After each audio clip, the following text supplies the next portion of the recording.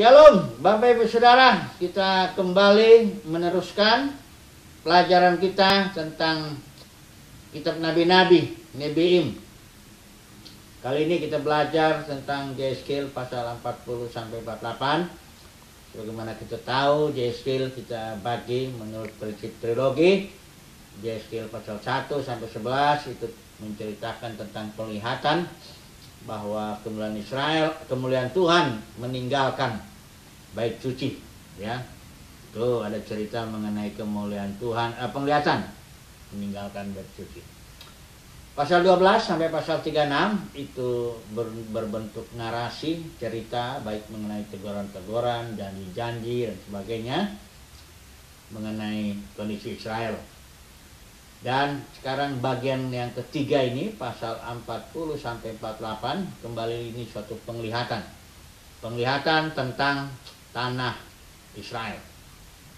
Nah, jadi pasal 40 sampai 48 penglihatan tentang tanah Israel ini bisa lagi kita bagi menjadi tiga. Karena di sana berbicara pertama tentang bait, yang kedua tentang imam, dan yang ketiga tentang warisan 12 suku. Hari ini kita akan berbicara hanya tentang bait suci, ya, dari pasal 40 sampai ke pasalnya yang ke 43, ya. 43 ayat yang ke-12. Nah, mari kita melihat dulu konteks daripada penglihatan ini, karena di sini dikatakan bahwa ayat 2 pasal 40, di dalam penglihatan dari Elohim dia membawaku ke tanah Israel. Jadi kita tahu bahwa Yeskil ini ikut turut dibuang dalam pembuangan kedua. Jadi dia sudah di Babel dan dia dibawa oleh Roh Tuhan ke dalam penglihatan di tanah Israel. Pada waktu itu Sedekia dan grupnya itu belum dibuang, ya. Dan bait suci belum hancur pada waktu itu. Jadi yang hancurnya tahun 586 sebelum Masehi itu oleh Nebukadnezar, jadi itu belum terjadi. Tapi Yeskil yang sudah dibuang karena Babel, dia mendapat penglihatan tentang tanah Israel. Nah, mari kita tarik mundur dulu supaya kita jangan salah nanti menafsirkan penglihatan ini, bahwa tanah Israel, tanah Israel ini awalnya ini berasal dari, kita tentu tahu dari Abraham, karena Abraham mendapat janji bahwa dia akan beranak cucu, ya, artinya people, menjadi bangsa. Itulah dia Israel, ya. Kita tahu Abraham, Ishak, Yakub itu adalah Israel. Setelah itu kepada Abraham juga dijanjikan suatu tanah. Jadi tanah Israel itu berarti sebenarnya itu janji Tuhan kepada Abraham, bahwa Abraham akan menjadi Israel dan akan memiliki tanah, people dan juga land. Jadi orang dan tanah, inilah janji Tuhan kepada Abraham. Dan dikatakan pada Abraham juga janjinya itu, olehmu semua kaum di muka bumi akan diberkati. Artinya melalui Israel ini juga secara jasmani seluruh kaum di muka bumi akan diberkati. Walaupun memang secara khusus juga keturunan Abraham itu, kalau surat Galatia katakan, Paulus menguraikan di situ, keturunan itu istilahnya tunggal. Jadi ya, keturunan Abraham yang dimaksud itu secara khusus itu adalah Yesus Kristus. Jadi melalui Yesus seluruh kaum di muka bumi akan diberkati. Nah, Alkitab dia katakan kalau satu orang Adam mati, seluruh umat manusia jatuh ke dalam kematian, alam maut. Maka karena satu orang yang benar, Yesus, seluruh manusia juga, seluruh, ya, manusia akan dimenang. Ini harus lihat konteksnya ini, bahwa janji Tuhan kepada Abraham bahwa olehmu seluruh kaum di muka bumi akan diberkati. Atau saya buat kalimatnya menjadi oleh Israel dan tanah Israel itu seluruh kaum di muka bumi akan diberkati. Seperti kita tahu tadi, saya sudah katakan bahwa keturunan Abraham yang dimaksud itu adalah Yesus, tapi bukan berarti bahwa Israel tidak dipakai Tuhan dalam rencana keselamatan. Walaupun saat ini Tuhan punya rencana berjaman-jaman, babak-babakan, saat ini Tuhan memakai gereja dalam arti bangsa Israel, bangsa bukan Israel, bukan Yahudi, tapi nanti ada waktunya di mana babak itu, di mana kalau kita lihat di kitab Wahyu, babak terakhir itu di mana Yerusalem baru itu akan menjadi berkat. Tadi kita melihat. Jadi sebelum kita memahami penglihatan ini, kita harus tahu bahwa penglihatan ini adalah suatu penglihatan yang menyatakan bahwa tanah maupun Israel akan menjadi berkat bagi seluruh kaum di muka bumi. Nah, mari kita melihat dulu detailnya sedikit, ya. Kita di sini pada pelajaran kita kali ini kita hanya berbicara tentang bait, ya. Jadi tentang imam dan warisan 12 suku kita tidak bicarakan dulu. Untuk episode berikut nanti kita bicarakan. Tapi sekarang kita lihat dulu tentang bait, ya. Di sini bait itu dikatakan ada Tauratnya. Taurat mengenai bait, ada aturan-aturannya, ya. Taurat itu artinya ajaran, pengajaran, aturan, peraturan, ya. Jadi kalau orang Israel mengikuti aturan-aturan ini, maka konsekuensinya bahwa kemuliaan Elohim itu masuk ke dalam bait itu. Mengapa kemuliaan Elohim di bagian terakhir, bagian awal kitab Yehezkiel itu, pasal 1 sampai pasal 11, mengapa kemuliaan Israel itu meninggalkan bait suci? Itu karena di dalam bait itu, kalau kita ingat pelajaran pasal 1 sampai pasal 11, itu terjadi penyembahan berhala. Para imam, pemimpin-pemimpin Israel di situ, di bait suci itulah dia melakukan penyembahan berhala. Nah, itu sebabnya kemuliaan Tuhan meninggalkan bait suci. Nah, di sini Tuhan menyatakan dalam pasal 40 ini sampai pasal 43 itu Tuhan menyatakan ukuran-ukuran bait suci atau aturan-aturan bait suci. Jadi tempat itu maha kudus, tempat kudus, ada pelacarannya, bahkan kamar-kamarnya, semua ukuran-ukurannya itu harus tepat, ditaati oleh bangsa Israel. Kalau mau bangun bait suci bangsa Israel, itu harus tepat supaya kemuliaan Tuhan masuk ke dalam bait itu. Kemuliaan Tuhan masuk itu artinya dia berdiam. Nah, sama seperti kemah Musa, Musa membuat itu, baik ukurannya, baik bahkan paku-pakunya pun, jumlah semuanya itu, perabotannya, semuanya harus ada aturannya. Inilah Torah tentang bait suci yang harus ditaati oleh bangsa Israel agar supaya kemuliaan Elohim itu masuk ke dalam bait suci. Nah, kita nggak akan bahas ini ukuran-ukurannya, cukup detail dan cukup panjang. Jadi kalau saudara berminat mempelajarinya silakan, banding-bandingkan juga dengan kemah Musa, ya. Tapi kali ini yang penting kita tahu bahwa Tuhan punya aturan. Bait suci itu ada Torahnya, ada aturannya, ada pengajarannya. Jadi tidak sembarangan membangun bait sehingga kemuliaan Tuhan hadir, ya. Itu juga seperti bangun gereja begitu.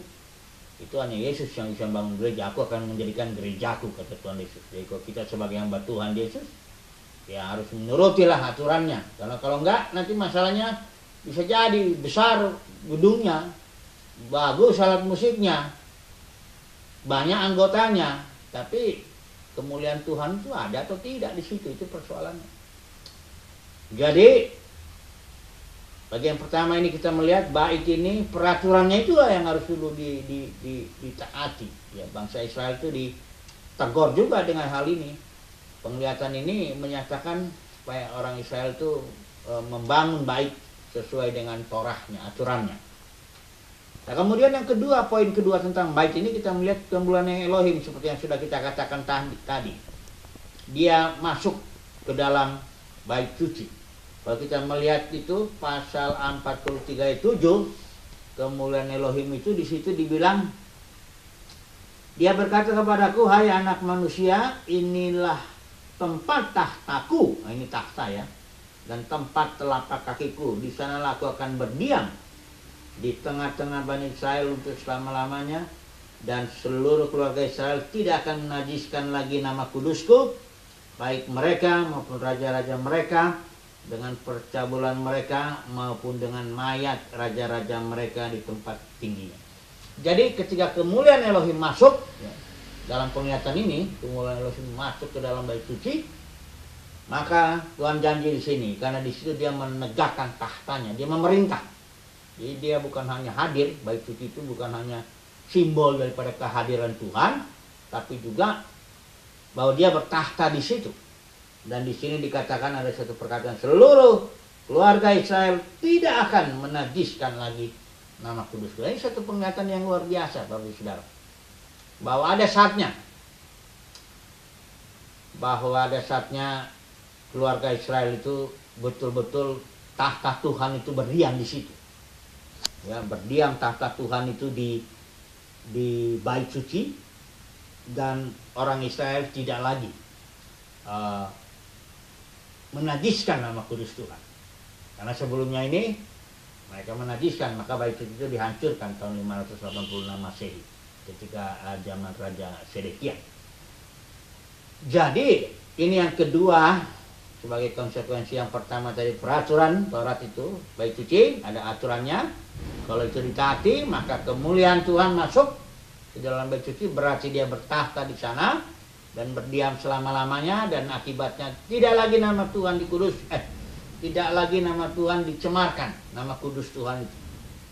Nah, poin terakhir kita bicarakan mengenai bait ini adalah air yang keluar dari bawah ambang pintu bait suci. Ini di pasal 47. Nanti kita bandingkan juga dengan air kehidupan dari tahta di Wahyu pasal 22. Ayo kita lihat dulu air ya yang mengalir keluar dari bawah ambang pintu bait di pasal 27 ini, ayat 1 sampai ayat yang ke-12. Ini berbicara tentang air yang mengalir keluar dari bait suci. Jadi pertamanya air itu dangkal, hanya mata kaki gitu, 1000 hasta lagi, kurang lebih 500 meter itu, atau 450 meter. Airnya itu bertambah selutut, 1000 hasta lagi, 450 meter lagi, naik lagi sepinggang, dan airnya diaruskan deras. Yehezkiel tak bisa lagi menyeberangi, dan air itu langsung masuk ke dalam laut. Nah, air ini adalah air, bukan air biasa ini yang dari bait suci ini simbol daripada Roh pemberi hidup, berkat ya. Jadi sudah lihat tadi pertama penglihatan ini adalah pemulihan tanah Israel. Setelah itu dari bait suci itu mengalir berkat itu kepada bangsa-bangsa, bahkan seluruh laut. Di sini simbol, kalau Alkitab bilang lautan manusia, laut itu simbol daripada manusia itu ya. Semua air di mana air yang mengalir kemanapun dia, semuanya hidup yang di situ ya. Makhluk-makhluk menjadi hidup, berkat Tuhan berkelimpahan. Jadi air ini simbol Roh pemberi hidup, mengalir dia dari bait suci. Jadi prinsip pemulihan Tuhan itu mulai dari umatnya di sini dan akhirnya mengalir. Karena ini pun sesuai dengan janji Tuhan kepada Abraham, seperti yang sudah saya singgung di bagian pertama awal itu, bahwa olehmu, artinya oleh tanah dan Israel, artinya oleh bait ini juga yang dibangun Israel, seluruh kaum di muka bumi ini akan diberkati. Jadi air inilah mengalir menjadi berkat ya. Jadi kalau kita bandingkan dengan kitab Wahyu pasal 22, ini pun air kehidupan mengalir dari kota Yerusalem, dari Yerusalem baru ini. Kalau kita melihat di sini ya, ini Wahyu pasal 21, 22 ini tentang kota Yerusalem baru ya. Mempelai anak domba itu orang Israel ya. Kalau gereja itu sahabatnya, nanti lain lagi kita bisa cerita itu. Jadi pasal 22 ini ada sungai air kehidupan yang murni, mengalirnya dari tahta dan dari bait. Kalau dari sini memang bait ini pun tahta Tuhan dari sini. Tapi kalau yang di kota ini Yerusalem benar-benar memang dari tahta anak domba dan tahta putih, tahta Elohim. Jadi mengalir dari situ, bahkan ditawarkan, ya. Pasal 17-nya di sini dikatakan, dan roh serta mempelai wanita itu, maksudnya kota Yerusalem baru itu, berkata, marilah. Dan dia yang mendengar biarlah dia berkata, marilah. Dan dia yang haus biarlah dia datang. Dan dia yang ini biarlah dia mengambil air kehidupan dengan cuma-cuma. Jadi air ini mengalir itu dengan cuma-cuma kepada seluruh bangsa, seluruh kaum. Sampai semua kaum ini diberkati. Inilah rencana Bapa itu, ya. Supaya dia menjadi semua dalam semua. Jadi tidak sebagian dalam sebagian. Bahwa semua manusia akan terkena berkat Tuhan. Tidak ada itu yang tidak terkena berkat Tuhan, ya. Dimanapun sampai ke alam maut pun, ya. Ada yang bilang alam maut itu kekal selama-lamanya, iblis disengat dengan neraka di sana selama-lamanya. Nggak ada itu pengajaran seperti itu. Udah waktunya kita tinggalkan, karena air ini mengalir sampai kemanapun, ya, menjamah setiap orang, dan setiap orang yang dijamah dia pasti dihidupkan. Jadi kesimpulannya daripada cerita kita tentang bait ini, bahwa yang pertama, saudara dan saya sebagai hamba Tuhan juga, kalau bait itu di Yerusalem itu, bait itu dalam perjanjian lama itu artinya bangunan, tapi dalam perjanjian baru ini bait itu adalah orang, gereja. Gereja itu orang, saudara dan saya. Jadi kita kalau mau membangun gereja ya harus membangun sesuai aturan supaya kemuliaan Elohim berdiam dalam kita, dan akibatnya ada air mengalir. Kita menjadi berkat bagi bangsa-bangsa, bagi seluruh kaum di muka bumi, ya. Jadi kesimpulannya, ikuti aturannya. Membangun gereja juga aturannya ada. Penatua, diaken, jemaat, itu trilogi daripada keluarga Elohim itu. Belum lagi nanti ada fungsi rasul, nabi, penginjil, gembala, pengajar. Belum lagi nanti ada karunia-karunia, ada lagi buah roh, ada aturannya. Melayani juga ada aturannya, tidaklah sembarang-sembarang begitu. Kalau sembarang-sembarang bisa jadi nanti besar gedungnya, besar musiknya, seperti saya bilang itu. Banyak anggotanya, tak ada tapi kemuliaan Tuhan di situ. Jadi kita bangunlah ini gereja terbaik dengan ikuti aturan Tuhan. Nah, setelah itu kemuliaan Tuhan datang, dan kemudian air mengalir, berkat bagi seluruh kaum di muka bumi. Haleluya. Semoga pelajaran ini menjadi berkat buat kita semua. Haleluya. Amin.